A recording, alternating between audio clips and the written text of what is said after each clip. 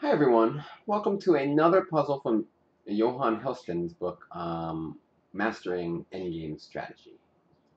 In this position it is white to move, another queen endgame like yesterday, and what do we do?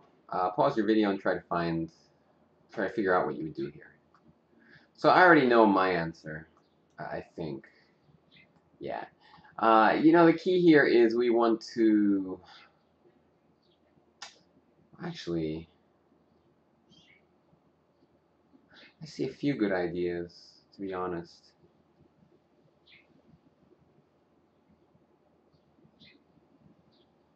I mean, I feel like we should be going for some kind of perpetual type thing, but I'm having a hard time figuring out what's simply wrong with Queen E7. Like this move looks good, and also this move looks fine. I mean, like after pawn takes, seems hard to believe he's going to be able to get out of the checks. But like, what's wrong with Queen E7 immediately? I don't having trouble finding an issue with that move because we're threatening simply check and a perpetual here to G6 and E8. So Queen E7, how can black proceed in any way to try to win? Queen B3? No.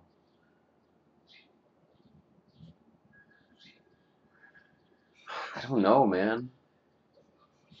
King H7? Then we can just play F6. It looks pretty close to a draw to me.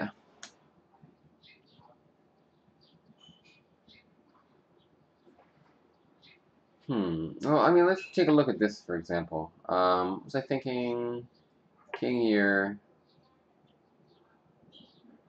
See, if here now queen f6 is annoying. So I was thinking this move, and I was looking at, like, briefly ideas like this, drawing the king out. So, like, here, this might lead to mate somehow. It also might not. But, and if king here, h5, like, takes, which isn't forced, by the way. Check. You know, I don't believe that this is going to work. Actually, this might win. Although I haven't found it. I don't know. I'm having a hard time figuring out what's wrong with simple queen to e7. Maybe queen. Okay, maybe queen b3. But then f6 still works. So like this move, and the idea is if this queen to g8 looks strong. But I was thinking we could just play f6 now, and somehow seems very hard to believe that black can get out of these checks. I mean, I just don't quite buy it. Well, I don't know, man. I would just go queen e7.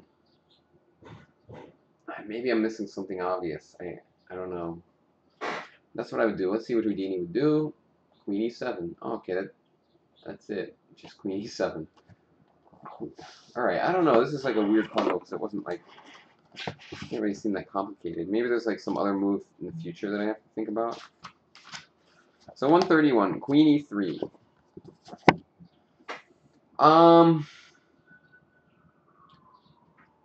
So it's saying queen e7, queen b3 keeps winning chances alive, but I thought just f6 here is like over.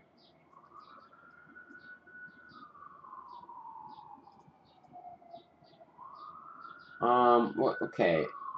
My Houdini's saying, sorry, my Houdini's saying if f6, he can take, and somehow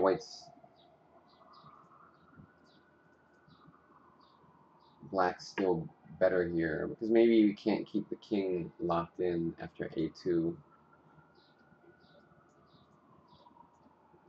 Huh, and it's one of those cases again, quality of pawns versus quantity. I don't know, maybe the king can get out. But the key difference here is queen e3 is a little more accurate. just because it stops queen to b3. And after king f8, queen c5 was played. Apologize for the sirens. King e8. Sorry. Queen c7.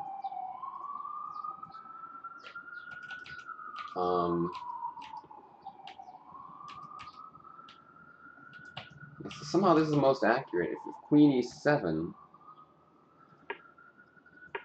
this move's just slightly annoying. I think that it should still be a draw, like Houdini's saying queen e7 here. But at least, you know, some progress is being made by black, or at least like white has more problems to solve, I guess. Queen f3, queen e6, queen h5, king g2,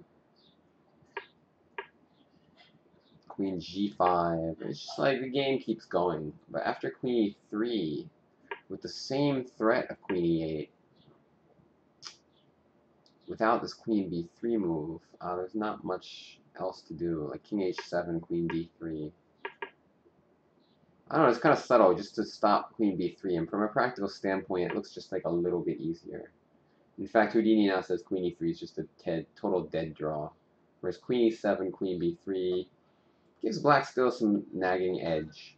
So that's a very tough puzzle, because it just looked like queen e7 was so good, but Aronian versus Adams was this game, and queen e3 was the better try. So that's cool. Cool but tough puzzle. Thanks guys for watching, and I will see you tomorrow with another practical chess position. Bye bye.